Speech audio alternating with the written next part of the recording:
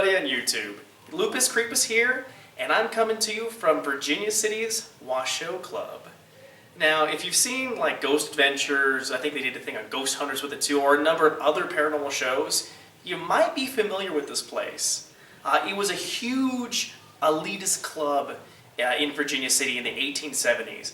In fact, it even had members such as President U.S. Grant, author Mark Twain, even inventor Thomas Edison. They were all members of this very elite club. It also happens to be really incredibly haunted, to put it bluntly. Now, we've just gotten here, but we had to have a chance to talk to a number of the employees that work here, and they've shared a number of experiences about groups that have gone up. There's reports of people having their hair caressed, people getting scratched, voices. I mean, the bathroom behind me here, and believe me, I'm actually getting kind of a few creepy vibes with it. It's supposed to be quite incredibly haunted as well. If you lock yourself in the bathroom here like you're using it, you might end up hearing like there's people in this little club area playing pool and things like that. And a couple of them also have to use the bathroom while you're in there, so it can get a little tense, especially I'm feeling a little cold just being in here. All right, well, I'm really looking forward to this because we're going to be spending an entire night here. Yes, myself and my crew, we got a full night at the Washoe Club. Essentially, they're going to lock us in, and we're going to investigate. We got, pretty much the run of the place, so maybe we'll actually be able to give you some ghost stuff, huh? For once, something might actually happen. Anyway, we got a few things we're going to do first. We got a tour we're going to take, as well as we got a few people lined up for some really in-depth interviews about some of the happenings here. So, I'm going to go get right on that, and I'll catch up with you guys in a second. All right, well, this is Lupus here with Kevin, who is one of the tour guides, right? Tour guides and site investigator. Nice, awesome. He has a lot of experience here at the Washoe Club, and he's agreed to sit down with us and share some of these experiences and answer a few questions for you guys. So, let's not delay, I'll get right to him. So how long have you been working here at the Washoe Club? A little over a year and a half now. Oh, awesome. So how haunted would you say this place is? Ooh. I've seen it change a lot of people's minds. It almost seems like the more you try to say there's no such thing, the harder they try to change your mind. Really? Okay. Yeah, I've seen some people that they kind of go in with a certain attitude, and they might as well have a bullseye on their forehead because they will go and they'll target that person. And yeah, I watched the whole football team go up there uber macho, come down that staircase just like a scared jackrabbit, shoot out the front door at the end of the tour because they were all getting messed with. Nice. Well, then we might have some interesting experiences tonight then. Yeah, you're fresh meat. They don't know you, so that might be. Ooh, let's see what we can do with these people. So, before we get into some experiences and all that, can you give us a little bit of a history about the Washoe Club? Sure. The building that it's in is one of the oldest surviving structures in town. It was built in the summer of 1862. It was an office building originally with merchants on its ground floor. Didn't stay that way for very long. With all the miners and the merchants that were coming in, there was a big lag in the ability to build housing for all of these people. So any building that had any kind of usable space became a boarding house, and that's pretty much what happened upstairs. And then in 1876, after the Great Fire the year before, it wiped out about 80% of the town. Yeah. The Washoe Club also lost its building, and they moved into this structure. We actually offered them more room. They had 6 rooms originally. We gave them 9, and for the same rent, $187 a year. And wish that was rent for now. That was that was a nice bargain for 9 rooms back then. Considering that they were millionaires, you'd think they'd probably go the other way with it, but they cut them a break. The club was up here for 21 years until it finally shut down with the end of the Comstock load. And at that point, the building went through a whole bunch of changes. It would always stay a saloon down here. This is the oldest permanent saloon in town of the 172 that operated here by 1878. We're sitting in what was originally a stationery store and bookstore. It's a little different now. Yeah, it's a little bit. Just a little record store on the ceiling. And then the upstairs, by 1915, became an apartment building. and it stayed that way pretty much for the rest of its time. And then it started to show its age. The electrical systems were substandard. The plumbing was pretty much whatever they could find. And by the 1980s, the county finally said that was enough, and they shut down the upper floors. Okay. So now, since we're going to be spending the night here, what can we expect when we, basically when we lock the doors and we're out doing our investigation? Now, I know you said, if we're fresh meat and all that. They're probably looking forward to meet with us. Anything specific that we should look out for while we're up there? They'll probably be a little shy to start off with. It takes them a little time to kind of figure you all out, and once they've done that, then they'll kind of start going, let's see what they do with this. And it'll start usually very small, something Okay. quite like a noise, a rock skipping. They'll just let you know they're around. And depending on your reaction to that, some are actually kind of respectful. If they realize they frightened you, they'll back away. They'll be like, "Oh, my bad, sorry, let's got off on the wrong foot, let's try this again." Others up there don't care. They'll just cannonball right into it and just see, well, okay, I'll just come right up and whisper in your ear and see what happens. I've seen everything from, the best analogy I can use is it's like fishing. You can be out on the lake 8 hours and get nothing. You can be on the lake 5 minutes and have a 20-course banquet land right in your boat. They're somewhere in between. Okay. Usually. The things that most people are aware of at first is temperature changes in either warm or cold directions. Okay. This time of year, it's a lot easier to spot them because it's going to be really warm. It's going to be very hot. The other thing that people start to get aware of is that feeling that you're not alone. And your gut instinct is the best indicator of what's going on around you. If you suddenly get that feeling like someone's looking over your shoulder, they probably are. And then just kind of it ramps up a little bit more and a little bit more. And if you suspect it, just kind of go, "Hi, here I am, and I'm going to be spending the night with you. And would you like to do something right now to just let me know if it's my imagination or are you really here?" And then just kind of wait and sit back and see what they'll do. And sometimes they come right at you, and they'll tap you on the shoulder, or they'll whisper to you, or whatever. Other times, some of them are better at manifesting than others.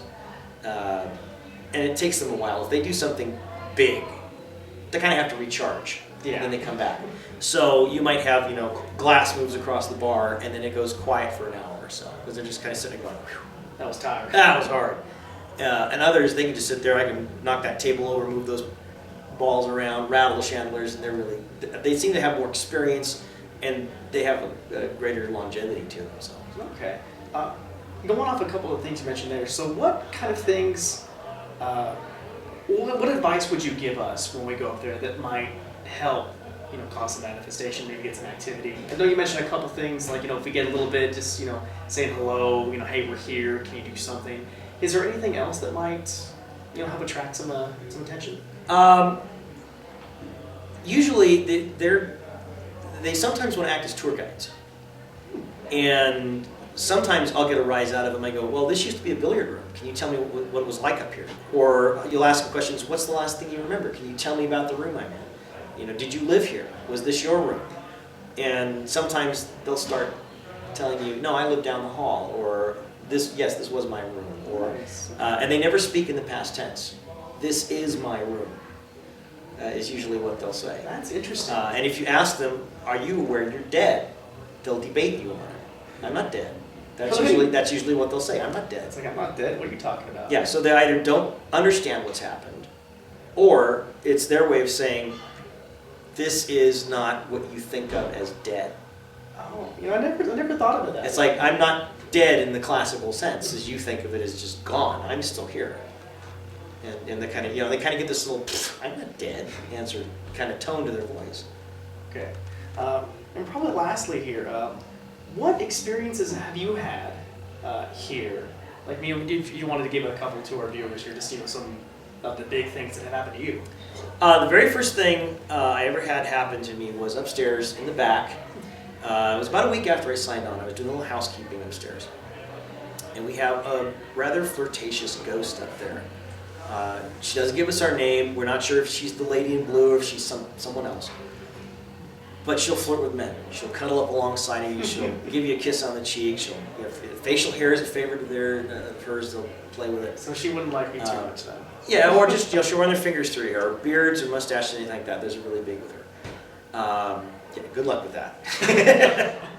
And I go to leave, and right in my ear just comes, "Hello, sweetie." Ooh. And I learned two things. I was not alone as I previously thought. And much to my surprise, I found out that under the right circumstances, I can jump high enough to touch the ceilings on the second floor, which are 16 feet. So that was the very first thing I've had. I've been yelled at the bar down here. They know our names. Really? So they'll call you. They'll call you by name. Yeah, and there's like Barry and I were opening up one day, and he was in the back here getting some stuff out of the office. And it was just me in the bar, and right next to me comes, "Hey!" Just right in my ear. It's like someone put an earbud in there and just cranked it up and let it rip. All right. I think that's about it for the questions I have. Do you have anything that you'd like to say to our YouTube viewers about the club or experiences or anything like that? Yeah, if you ever have a chance, we're open to anybody. You don't have to be a professional. It's open to high tech, low tech, whatever, all points in between. We're happy to share this grand old lady, the Comstock, with you, and our residents are always eager to meet new people. So come by and give us a look sometime. There's one thing I also wanted to mention too. I gotta pull out the card that they gave me here, but you can also help out if you're in the area just by becoming a Washoe Club Millionaires Club member. It's $20. You get access to this very nice relaxing room here. Very nice people so far, just like Kevin here, and they also discount the drinks at the bar too. That helps too. Yeah, it's a lot less than the $17,520 it would have cost you back then. So yeah. All right, well, thank you so much for sitting down with us. My pleasure. I appreciate it. And yeah, so we got a couple other interviews, and we got a tour coming up here, so stay with us. My name's Rhea Brunson. I'm an employee here at the Washoe Club. I've lived in Virginia City for a long time. I'm a graduate from Virginia City High School. My friend's parents used to have this bar.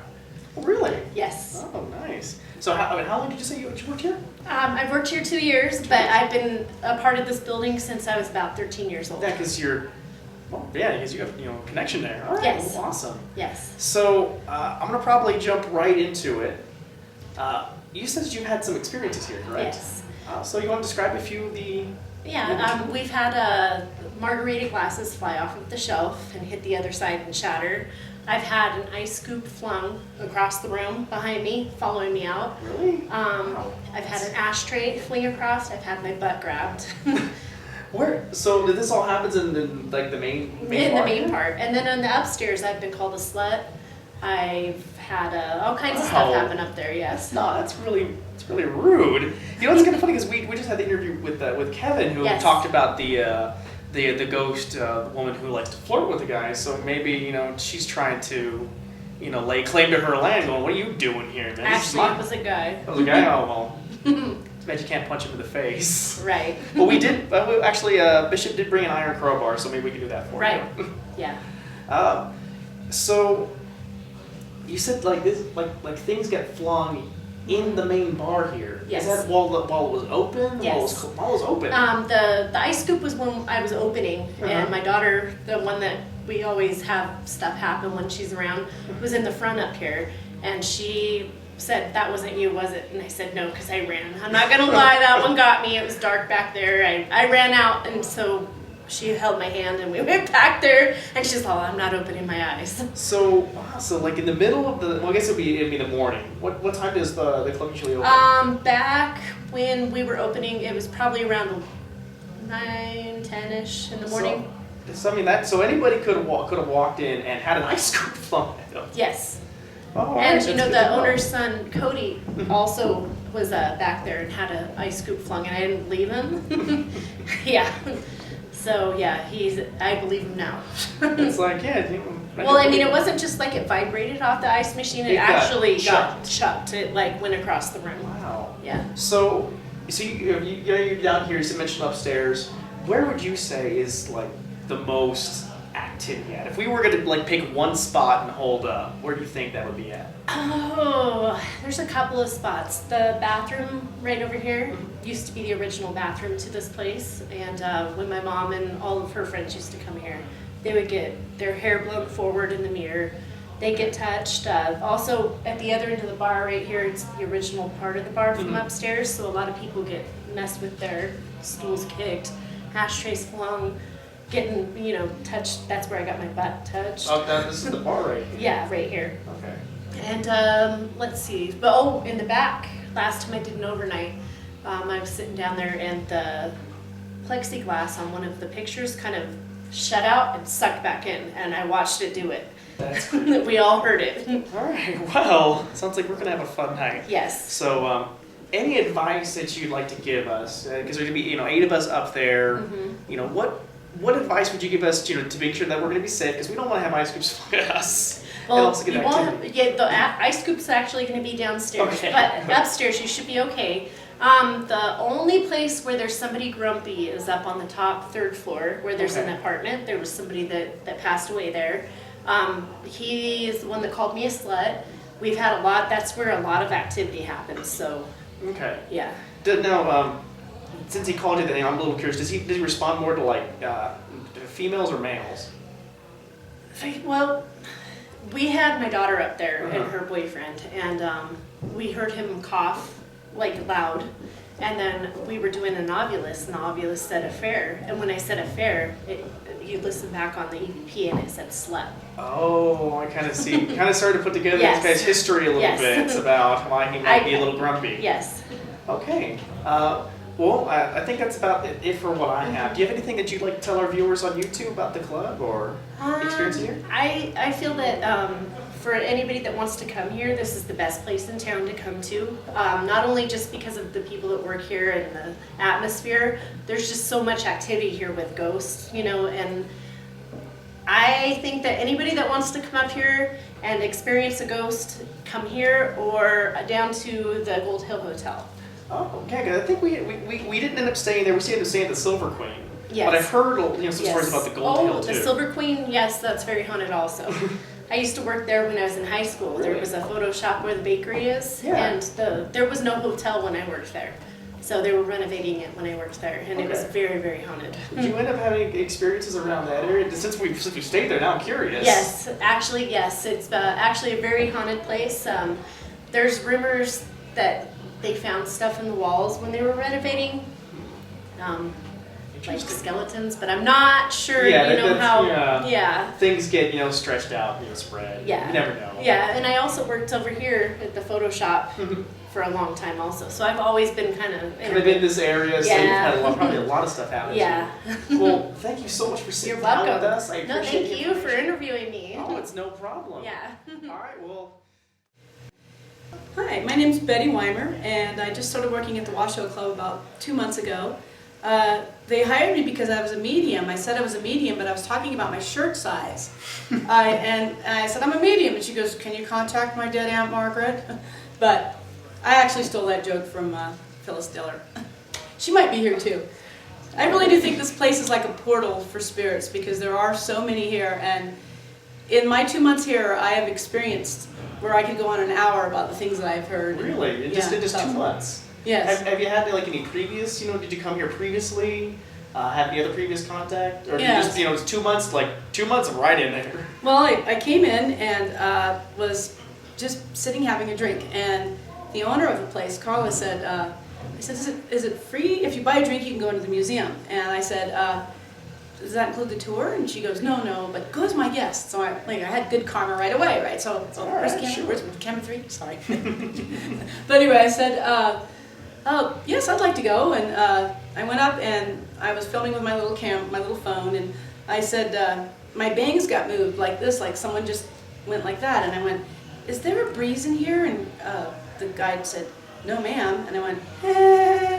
Oh, is that? And later on, I heard my laugh, and I thought, is that how annoying my laugh is? And then it happened 3 times, and it got more high pitched every time, like, eh. So I'm like, I can't even listen to that. Was that on the same tour? Yeah, 3 times. 3 times, like within about 5 minutes, in the ballroom, right? Where the Ghost Adventures got their Oh, wow. 7-second full body apparition, and so that got me hooked. And so I came here again, and I just happened to be sitting there when it sounds like a joke, but 2 drunk Canadians walk into a bar, and they ended up invited me along on the $400 overnight tour, and they had all the gizmos and gadgets. Now, I grew up at Cape Kennedy, and I want everything to be scientific and objective.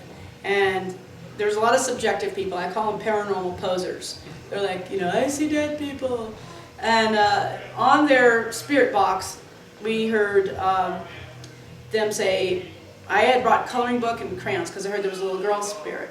Okay. And the other lady they invited, I didn't know her, she didn't know me, they didn't know us, but they were nice enough. I think they were drinking Long Island iced teas, but they brought us along, and I was scared to death. And then one lady starts yelling, "We demand you speak to me. We're not scared of you. I demand you show yourself." And I've got my eyes closed. We're all holding hands, and I'm going, "You don't have to show yourself. You don't talk." It's like, just ignore her. I'm scared of you. Why is she yelling? Can't you hear our thoughts? But that's, like we used to think the sun went around the earth, and now we are trying to explore dark matter. So this to me is a new science that I'm excited to learn about. And my holy grail is last week. Now I've been here about 2 months, and I was watching another show. It's an online show, Paranormal Prophecies. Am I allowed to say the other shows? Yeah. And the guy was in a room that Carl says, I don't like this room, he's had doors slammed on him, and Kevin too. And it hasn't happened to me, so on this other show I heard the voice, because I could tell which room it is now. I know. You've been here, so you right. say, oh, I recognize that room. Yeah, so I call it the hippie room, because the thing said, just cool it, Tyler. So I went, that's probably where, since people have died here since the 1800s to 1984, that was probably one of the drug overdoses. So I said, this is the hippie room. So last week, my holy grail is that I went into the crypt, and I was having my after shift beer, and there were some trauma nurses from San Diego that they investigate afterlife having in the nature of their business, right? So they had the AM radio thing that goes backwards, frequency. And I walked in there, EMF needles went off, and they went, oh, they must like you. I go, well, I work here. And they go, do you know her? And this male voice goes, yes, Betty. And I was like, oh my God! Like a 22-year-old, right? And then this is going to be an annoying part of the show. So I went, are you the hippie ghost? And he went, yes. I'm like, oh my God! And I went, did you die in the 60s or 70s? And he said, 60s, heroin. And I'm like, oh! Every time I'll just quit that part, because every time he responded, I was like, I'm having a real-time conversation. So I'm going to buy one of those spirit boxes. I want to find out the best thing to buy. I don't want any paranormal poser stuff. You want like, hey, I know this works. It's happening. Right. And that was we talked to a couple others, and they said that these ghosts, they learn the people here. They learn your name. They'll call for you by name. Right. Which is, that's really something. So when he said 60s heroin, because I had played Allman Brothers 70s music for him one time, and then I said, were you the person that's people have seen him in a black shirt, black pants, and he also said that his name. I said, what is your name? And he said Tom. And then there was such good responses that everyone started, people started filtering in, and then a woman's voice came across, and and then we had another male who was actually pushed in his back and cussed at. It was actually another coworker. No, just kidding. But the thing is that, there's personalities up there. So one thing I also want to ask a little more about is you said that the hippie ghost died in the 60s. His name is Tom. I'm sorry. Don't worry, Tom. You're cool. We're cool. I know your name. So he died in the 60s. So what happened with this area in the 60s and the 70s? Like, what was the Washoe Club then? Well, as you know, when I first moved, I just moved here from Yuma, Arizona, and I got a job right away at the Red Dog Saloon. And Janis Joplin sang there in the 60s, Jefferson Starship, or Airplane then, Canned Heat, a bunch of other bands that you guys don't know, and I'm too young to know. No, I do. And I was all excited about that, and this was a big party town in the hippie era. And people died of drug overdoses upstairs. So they would sneak up and no, this was a boarding place. So there was a... the Millionaires Club was for about 20 years and then they died out, and then the place turned into a boarding house. And during that time they rented it for all different types of prices, and they went through all the eras, the Prohibition era. Did you hear about the whiskey bottles they found upstairs under the ground, under the floorboards? A little bit, actually. We did hear about the floorboards got taken up, and there was whiskey bottles. There's drink tickets up there as well. Oh. So because I think what we heard was that they moved after it a portion of it collapsed. They just kind of built over it. So they built over all these things. Mm-hmm. Like, they just didn't really clean this one. Oh, we're just going to put some more boards over it and go on. Right. And that's essentially what happened, right? Well, we think that the whiskey bottles were like a stash that someone hid during the Prohibition era. Prohibition, yeah. Because you should there's 2 of the bottles on display out in the glass case. It says private stock, and 5 of them still had whiskey in them, and they auctioned them off. And I don't know how much money they made, but it was enough to get started on the sprinkler system to be able to bring the public in. Because once we had the 7-second apparition on TV, now paranormal investigators come Wanted back. to come in and Yes, take a look. yeah. Of course, you have to get all the codes and all that stuff. It is so much fun, I tell you. And now at night, when I dream, you dream about your day. I've been a teacher, I've been a medic, I've done all kinds of things, and now and then the little ghost Mary said to me, she started moving things around, and I'm thinking, You're like, this is great. Just a day job. But it's really exciting. And did you know why the ghost crossed the road? I don't. Why did the ghost cross the road? To cross over. We've got 5 more. Do we have what? any tape that? Sorry, we ran out of battery power, Betty. Let's hear. All right. Let's go. It's ghost comedy, because I'm not a medium, but I'm a comedian. So when I do the tour, mine's hysterical, the other guy's historical. And my favorite one is, do you know why the ghost went to the bar? For the booze. Okay. All right. Ghost favorite kind of music? Soul music. Took me a long time to get that one out. And across the street we have a ghost waitress, and when she serves you coffee, she goes, "You want screaming sugar with that? We have poltergeist tonight." Sorry. All right. Well. Sorry. Well, I think that's That's about enough. all I Get got out of for here. you. Where's the hook? No, do you have any advice or anything for us before we head up there? I would say don't taunt them. Be nice. Be respectful. Like they're your relatives, because I think some of the people that have gotten negative things like, and then the guy blew his brains out and he got splattered. And I say someone committed suicide here. So there was suicides. There was explosions. There was Be respectful. Right. Exactly. Okay. And you guys are great. So thank you. Well, great. Well, thank you so much Thank for you. appearing All on right. here and telling us some jokes and give us all that great information. All right. Well. Thank you very. Yeah. That's it for I think all the people we're gonna be interviewing. So yeah, we got a tour and then we got a setup. So Cool. a lot going on, and Yeah. we're all excited. So see you soon.